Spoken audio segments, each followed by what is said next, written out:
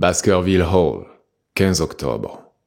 Mon cher Holmes, si je ne vous ai pas communiqué beaucoup de nouvelles pendant les premiers jours de ma mission, reconnaissez que je m'emploie à rattraper le temps perdu. Les événements fondent sur nous, rapides et serrés. Dans mon premier rapport, je terminais en vous racontant l'épisode de Barrymore à la fenêtre, et j'ai en main à présent de quoi vous surprendre grandement. Les choses ont pris un cours que je ne pouvais pas prévoir. Dans les dernières 48 heures, elles se sont à la fois clarifiées et compliquées. Mais je vais vous dire, après quoi, vous jugerez.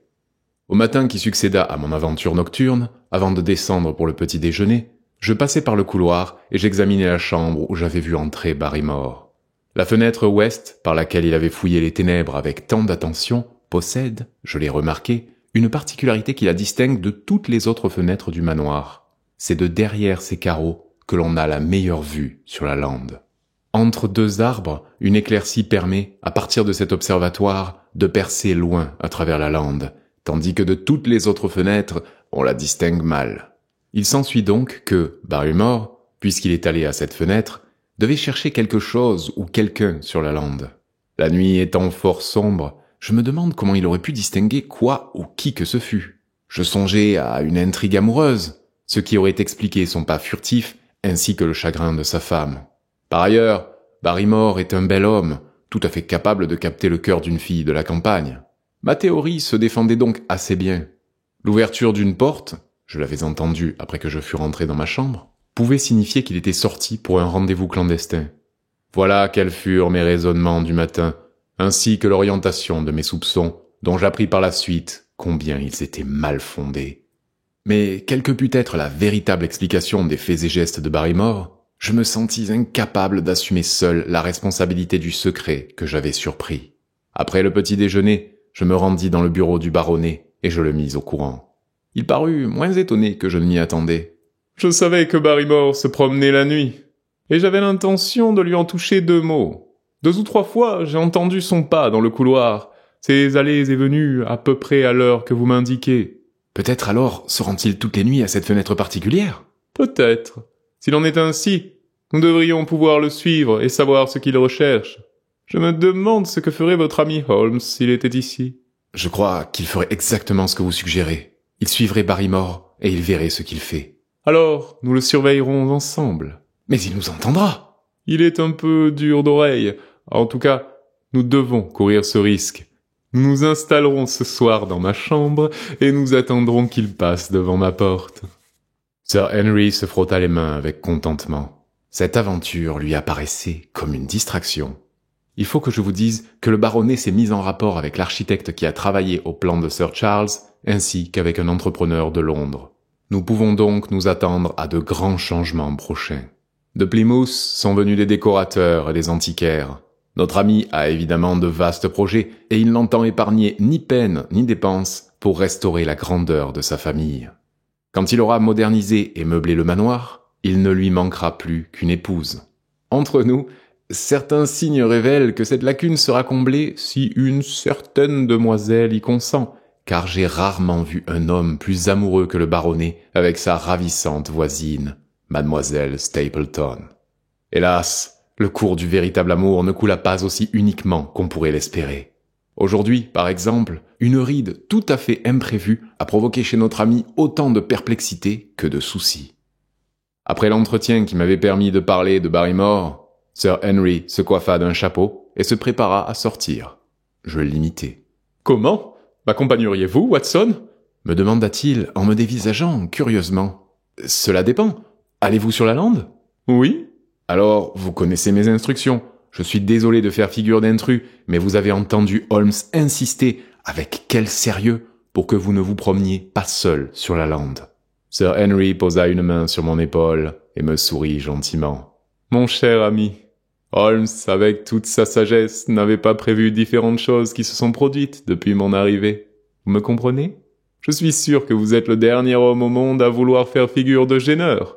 Je dois sortir seul. » Dans une situation aussi fausse, ne sachant pas quoi dire ni faire, je ne m'étais pas encore décidé que le baronnet avait pris sa canne et qu'il était parti.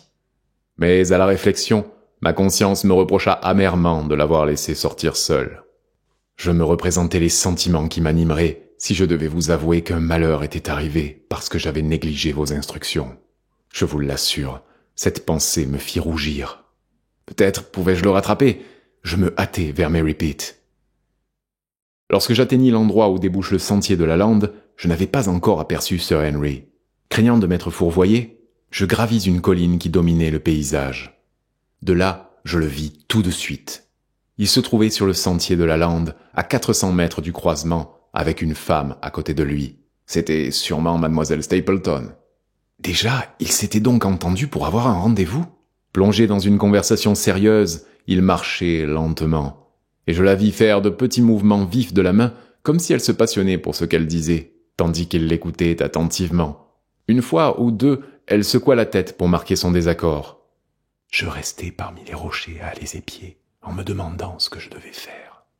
Les suivre et intervenir dans leur entretien privé serait commettre une grave indélicatesse, et pourtant, mon devoir était clair.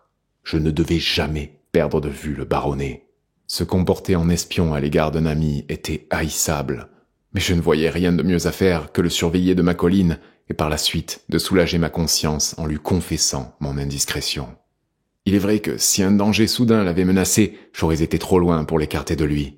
Mais je vous assure que vous auriez convenu avec moi que ma position était très délicate et que je ne pouvais agir autrement.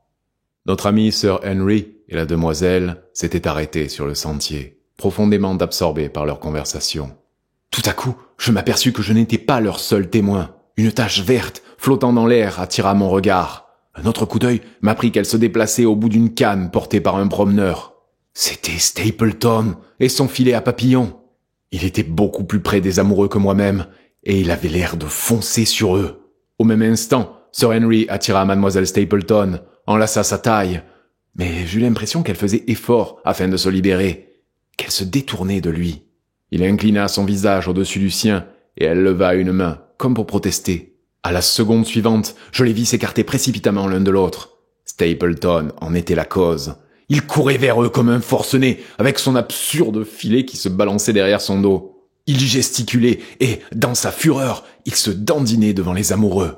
Je ne pouvais pas entendre ses paroles, mais il m'a paru qu'il était en train d'injurier Sir Henry, lequel présentait ses explications. Mais comme l'autre refusait de les entendre, le ton monta. La demoiselle était figée dans un silence hautain. Finalement, Stapleton tourna le dos au baronnet et adressa à sa sœur une invitation péremptoire. Mademoiselle Stapleton lança un regard indécis à Sir Henry, puis elle se retira en compagnie de son frère. Les gestes hargneux du naturaliste indiquaient clairement que la jeune fille n'était pas exclue des objets de sa colère. Le baronnet demeura 1 minute immobile. Puis il refit en sens inverse le chemin qu'il avait parcouru, tête basse, vivante image du désespoir. Ce que tout cela signifiait, je ne pouvais l'imaginer, mais j'avais honte d'avoir assisté à une scène si intime sans que mon ami le sût. Je descendis la colline en courant et me trouvai nez à nez avec le baronnet. Il était rouge de fureur, il avait le front tout plissé, il ressemblait à un homme qui ne sait plus à quel saint se vouer. « Hello, Watson. D'où tombez-vous? Vous n'allez pas me dire que vous m'avez suivi malgré ma prière ?» Je lui expliquai les circonstances. Comme il m'avait paru impossible de demeurer derrière lui, comment je l'avais suivi, comment j'avais été témoin de ce qui s'était passé. Il me jeta d'abord un regard courroucé, mais ma sincérité désarma sa colère, et il se mit à rire sans joie. « Qui aurait cru que ce sentier n'était pas bien choisi pour un rendez-vous? Nom d'un tonnerre, toute la région semble avoir voulu assister à mes fiançailles. Où aviez-vous loué un fauteuil d'orchestre? » J'étais sur la colline. Au promenoir, alors? Mais son frère se retrouvait aux premières loges. L'avez-vous vu venir sur nous? Oui. Avez-vous jamais pensé qu'il était fou? Je veux dire, son frère. Non. Moi non plus. Je l'avais toujours pris jusqu'à aujourd'hui pour un être sain d'esprit. Mais vous pouvez m'en croire. Il y en a un de nous deux qui devrait être mis dans une camisole de force. Que lui a-t-il pris? Vous avez vécu près de moi depuis plusieurs semaines, Watson. Soyez franc. Voyez-vous quelque chose qui m'empêcherait d'être un bon mari à l'égard d'une femme que j'aimerais? Ma foi, non. Il n'a rien objecté à ma situation matérielle. Ce serait plutôt moi qui aurais à objecter quelque chose à la sienne. Qu'a-t-il contre moi? Je ne me rappelle pas avoir jamais fait du mal à un homme ou à une femme. Et pourtant, il ne me juge pas digne de toucher seulement le bout de ses doigts. Vous l'a-t-il dit expressément? Cela, et davantage. Je vous le dis, Watson, je ne la connais que depuis quelques semaines, mais depuis le premier jour, j'ai deviné qu'elle était faite pour moi. Et qu'elle était heureuse quand elle se trouvait avec moi. J'en jurerai. Dans les yeux d'une femme, il y a une lumière qui en dit plus long que des mots. Mais il ne nous a jamais laissés seuls, ensemble. Aujourd'hui, j'ai eu pour la première fois la chance de pouvoir lui parler en tête-à-tête. Elle était contente de me voir. Seulement, ce n'était pas pour parler d'amour qu'elle était venue. Elle ne m'aurait même jamais permis d'en parler si elle avait pu m'arrêter. Elle ne cessait de me répéter que la lande était dangereuse et qu'elle ne serait heureuse que lorsque je m'en serais éloigné. Je lui répondis que depuis que je l'avais vue, je n'étais nullement pressé de partir et que si elle voulait réellement que je m'éloigne, le seul moyen de me faire céder était qu'elle parte avec moi. Je lui offris le mariage, mais avant qu'elle eût pu me répondre, son frère fondit sur nous avec un vrai visage de fou furieux. Il était blanc de rage, ses yeux lançaient des flammes. Que faisais-je avec la demoiselle? Comment osais-je lui offrir des hommages qu'elle trouvait odieux? Pensais-je que parce que j'étais baronnet, je pouvais faire ce que je voulais? S'il n'avait pas été son frère, j'aurais mieux su lui répliquer. Bref, je lui dis que les sentiments que je portais à sa sœur n'avaient rien de honteux, et que j'espérais qu'elle me ferait l'honneur de devenir ma femme. Cette déclaration ne semblant pas l'apaiser, moi aussi je perdis mon sang-froid, et je m'adressai à lui sur un ton plus vif que, peut-être, il aurait convenu en présence de sa sœur. Pour finir, il l'a amenée, ainsi que vous l'avez vu, et me voici complètement désarmé. Dites-moi ce que tout cela signifie, Watson, et je vous devrai plus que je ne pourrai jamais m'acquitter envers vous. Je tâtai 2 ou 3 explications, mais en vrai, j'étais aussi déconcerté que le baronnet. Le titre de notre ami, sa fortune, son âge, son caractère, son aspect physique parlaient éloquemment en sa faveur. En dehors du sombre destin attaché à sa famille, je ne voyais rien qui jouât contre lui. Il était ahurissant que ses avances eussent été rejetées aussi brusquement sans même que la demoiselle eût été consultée, et que celle-ci eût accepté cette situation sans protester. Toutefois, notre perplexité se trouva apaisée l'après-midi même par une visite de Stapleton au manoir. Il venait s'excuser de son comportement du matin, et, après une longue conversation tête-à-tête avec Sir Henry dans le bureau de celui-ci, la brouille fut dissipée. Si complètement que vendredi prochain nous devons dîner à Merripit. Je n'affirmerai pas néanmoins qu'il est parfaitement équilibré. Je ne puis oublier ses yeux de fou de ce matin, et je dois reconnaître que personne ne se serait mieux excusé que lui. Comment explique-t-il sa conduite? Il dit que sa sœur est l'essentiel de sa vie. C'est assez normal, et je suis heureux qu'il l'apprécie autant. Ils ont toujours vécu ensemble, et il a mené une existence solitaire qu'elle seule égayait. La perspective de la perdre ne pouvait donc que lui sembler terrible. Il m'assura qu'il n'avait pas compris que j'étais devenu amoureux d'elle.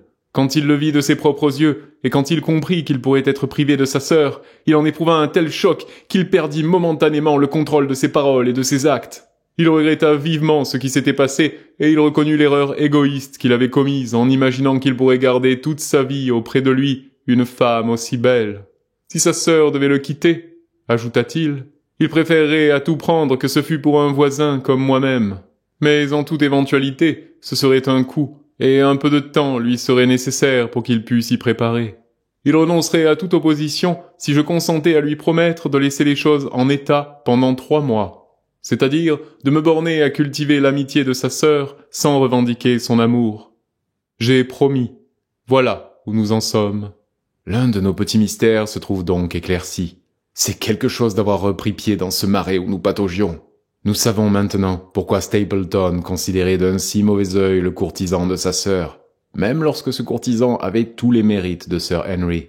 Aussi vais-je passer à un autre mystère, celui des sanglots nocturnes, du visage chagrin de Madame Barrymore et de la promenade secrète du maître d'hôtel à la fenêtre ouest. Félicitez-moi, mon cher Holmes, et dites-moi que je ne vous déçois pas, que vous ne regrettez pas la confiance que vous m'avez témoignée quand vous m'avez envoyé en mission. Il a suffi d'une nuit de travail pour l'éclaircir. J'ai dit une nuit de travail, mais en vérité, il en a fallu 2, car la première n'a rien donné. Je m'étais assis dans la chambre de Sir Henry, mais, à 3 heures du matin, nous n'avions entendu que le carillon de l'horloge du palier. Notre veillée s'embruma de mélancolie, et nous finîmes par nous endormir dans nos fauteuils. Heureusement, nous ne nous décourageâmes point, et nous résolûmes de récidiver la nuit suivante. Le lendemain soir, donc, Nous baissâmes la lampe et nous nous installâmes sans faire de bruit, fumant cigarette sur cigarette. La lenteur du temps nous sembla invraisemblable. Et cependant, notre patience était entretenue par la curiosité qui anime le chasseur lorsqu'il veille auprès du piège qu'il a tendu. 1 heure. 2 heures. Nous allions renoncer quand simultanément nous nous redressâmes sur nos sièges. Dans le couloir, nous avions entendu le craquement d'un pas. Très furtivement, quelqu'un passa devant la porte et s'en fut plus loin. Le bruit de pas s'étouffa progressivement. Alors, le baronnet ouvrit doucement sa porte, et nous nous élançâmes à la poursuite du promeneur. Déjà, notre homme avait fait le tour de la galerie, et le couloir était plongé dans l'obscurité. Sur la pointe des pieds, nous avançâmes jusqu'à l'autre aile. Nous eûmes juste le temps d'apercevoir la grande silhouette barbue pénétrer dans une chambre, la même que l'avant-veille. La lumière de sa bougie projeta par la porte un rayon jaune, vers lequel nous nous dirigeâmes avec précaution, tâtant du pied chaque plinthe avant d'y poser notre poids. Nous avions songé à nous déchausser chez Sir Henry. Néanmoins, les vieux bois du plancher gémissaient et craquaient sous nos pas. Il nous semblait impossible qu'il ne nous entendît point approcher. Par chance, Barrymore est dur d'oreille, et il était trop absorbé par ce qu'il faisait. Quand nous atteignîmes la porte et regardâmes à l'intérieur, nous le vîmes à la fenêtre, bougie à la main. Sa figure blême était collée au carreau, exactement dans la position où je l'avais vue la première fois. Nous n'avions pas préparé de plan précis, mais le baronnet n'est pas homme à biaiser. Il entra dans la chambre. Barrymore fit un bond pour s'écarter de la fenêtre. Un sifflement s'échappa de sa poitrine. Livide, tremblant, il resta immobile devant nous.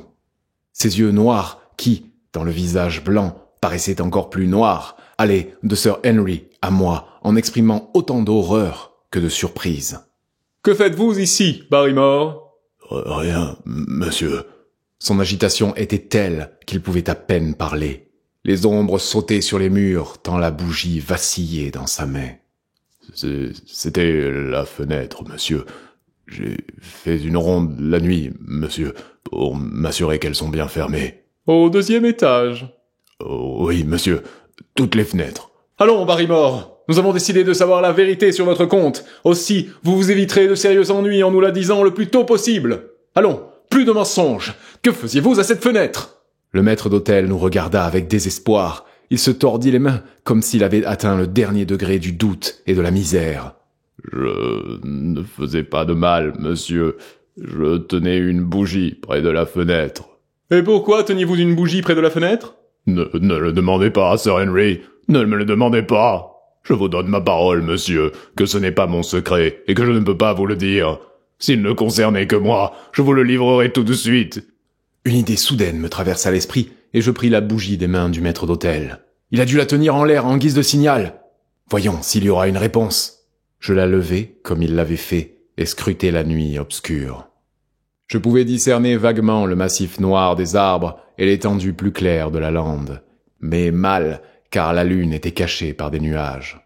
Un minuscule point de lumière jaune venait de percer le voile opaque et brillait fixement au centre du carré noir encadré par la fenêtre. « La voilà !»« Non, monsieur, ce n'est rien, rien du tout. Je vous assure, monsieur. » « Déplacez votre bougie le long de la fenêtre, Watson. Voyez, l'autre bouge aussi. À présent, coquin, bandit, n'irez-vous qu'il s'agit d'un signal ? Allons, parlez. Qui est votre associé là-bas et quel complot tramez-vous » Barrymore prit brusquement un air de défi. « C'est mon affaire, pas la vôtre. Je ne vous dirai rien. »« Alors, vous perdrez votre emploi. Je vous chasse, tout de suite. » »« Très bien, monsieur. S'il le faut, je partirai. » « Je vous chasse, nom de tonnerre. Vous devriez avoir honte. Votre famille a vécu avec la mienne pendant plus de 100 ans sous ce toit, et vous voici complotant contre moi ? Non, monsieur, pas contre vous. » C'était une femme qui venait de parler. Madame Barrymore, encore plus pâle et plus épouvantée que son mari, était apparue sur le seuil. Sa grosse silhouette revêtue d'une chemise et d'un châle aurait été comique si ses traits n'avaient exprimé une forte émotion. « Nous partons, Elisa. Tout est fini. Vous pouvez faire nos bagages. »« Oh, John, vous aurais-je entraîné jusque-là ? C'est moi la responsable, Sir Henry, moi seul. Il n'a agi que pour me faire plaisir, et parce que je lui avais demandé. » « Parlez alors. Que signifie cela ? Mon malheureux frère meurt de faim sur la lande. Nous ne pouvons pas le laisser périr devant notre porte. La lumière est un signal pour lui indiquer que des provisions sont préparées pour lui. Et sa lumière là-bas nous indique l'endroit où lui déposer. Donc, votre frère serait le forçat évadé, monsieur. Selden, le criminel. C'est la vérité, monsieur. Je vous ai déclaré que ce n'était pas mon secret et que je ne pouvais rien vous dire. Mais maintenant que vous êtes au courant, vous voyez que si un complot était effectivement tramé, vous n'y étiez nullement visé. Telle était donc l'explication des furtives expéditions nocturnes et de la lumière à la fenêtre? Sir Henry et moi nous contemplâmes, stupéfaits, Madame Barrymore. Était-il possible qu'une personne aussi respectable fût du même sang que l'un des plus notoires criminels du pays? Oui, monsieur. Mon nom de jeune fille est Selden, et il est mon plus jeune frère. Nous l'avons trop gâté quand il était enfant, et nous lui donnions tout ce qui lui faisait plaisir, et il a cru que le monde était créé pour qu'il pût en disposer à son gré. En grandissant, il s'est lié avec de mauvais camarades, et le diable est entré en lui. Il a brisé le cœur de ma mère, et traîné notre nom dans la boue. De crime en crime, il a sombré toujours plus bas. Seule la miséricorde de Dieu l'a arraché à l'échafaud. Mais pour moi, monsieur, il était toujours le petit garçon aux cheveux bouclés que j'avais dorloté et avec qui j'avais joué. Voilà pourquoi il s'est évadé, monsieur. Il savait que j'étais dans la région et que nous ne refuserions pas de l'aider. Quand il s'est traîné ici, une nuit, las et affamé, avec les gardes sur ses talons, que pouvions-nous faire? Nous l'avons accueilli, nourri, réconforté. Puis vous êtes rentré, monsieur, et mon frère a pensé qu'il serait plus en sécurité sur la lande jusqu'à ce que les clameurs s'apaisent. Il s'y cache. Mais toutes les 2 nuits, nous nous assurons qu'il y est toujours en disposant une lumière contre la fenêtre. S'il y répond, mon mari va lui porter un peu de pain et de viande. Tous les jours, nous espérons qu'il sera parti, mais tant qu'il erre par là, nous ne pouvons pas l'abandonner. Voilà toute la vérité. Aussi vrai que je suis une honnête chrétienne, s'il y a quelqu'un à blâmer dans cette affaire, ce n'est pas mon mari, c'est moi, pour l'amour de qui il a agi comme il l'a fait. Cette femme avait parlé avec une telle conviction qu'elle nous persuada qu'elle venait de dire la vérité. Est-ce vrai, Barrymore? Oui, Sir Henry, il n'y a pas un mot de faux. Eh bien, je ne saurais vous blâmer d'avoir aidé votre femme. Oubliez ce que je vous ai dit. Rentrez chez vous, tous les deux, et nous reparlerons de l'affaire dans la matinée. Quand ils furent sortis, nous regardâmes à nouveau par la fenêtre. Sir Henry l'avait ouverte, et le vent glacé de la nuit nous fouettait le visage.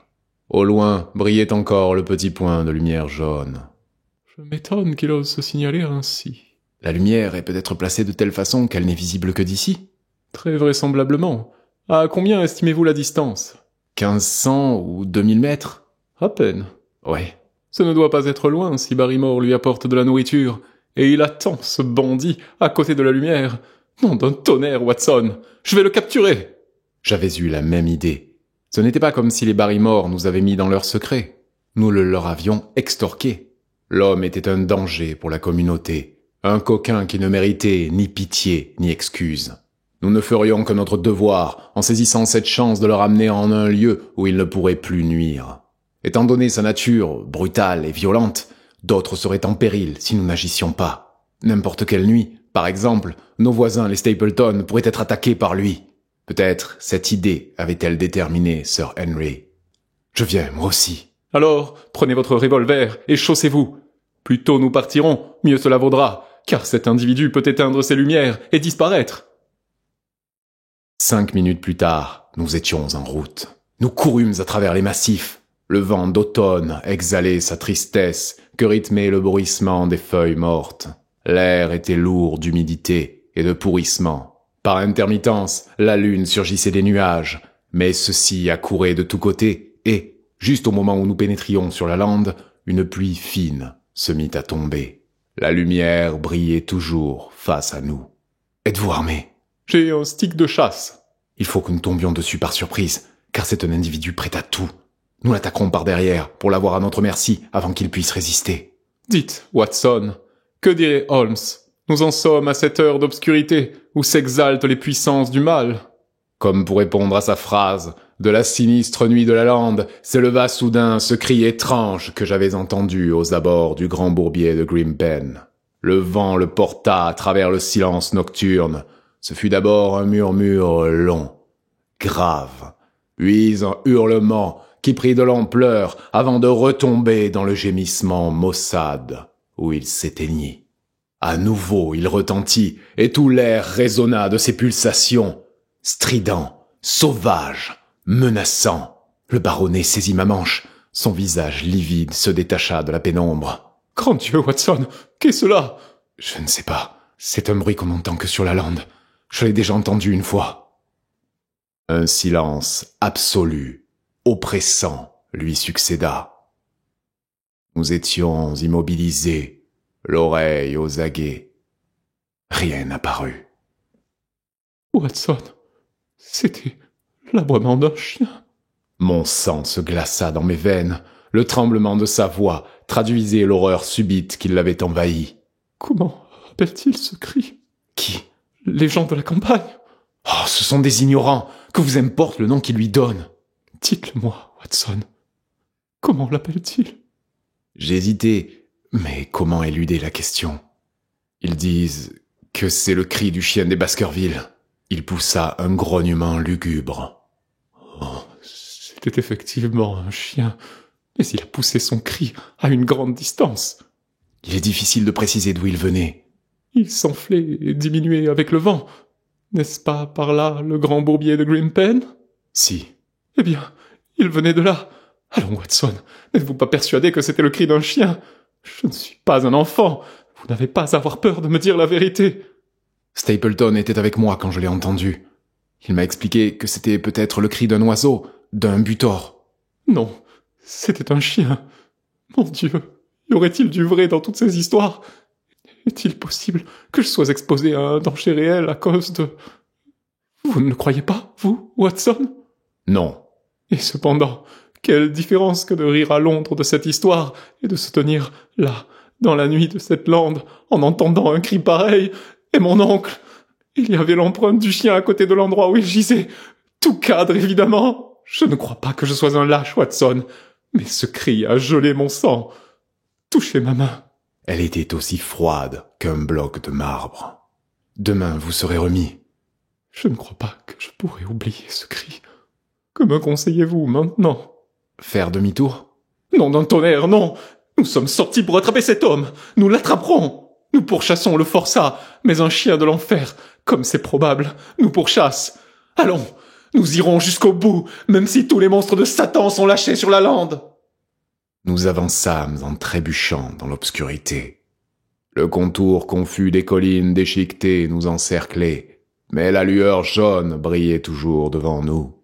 Rien n'est plus trompeur qu'une lumière dans une nuit noire.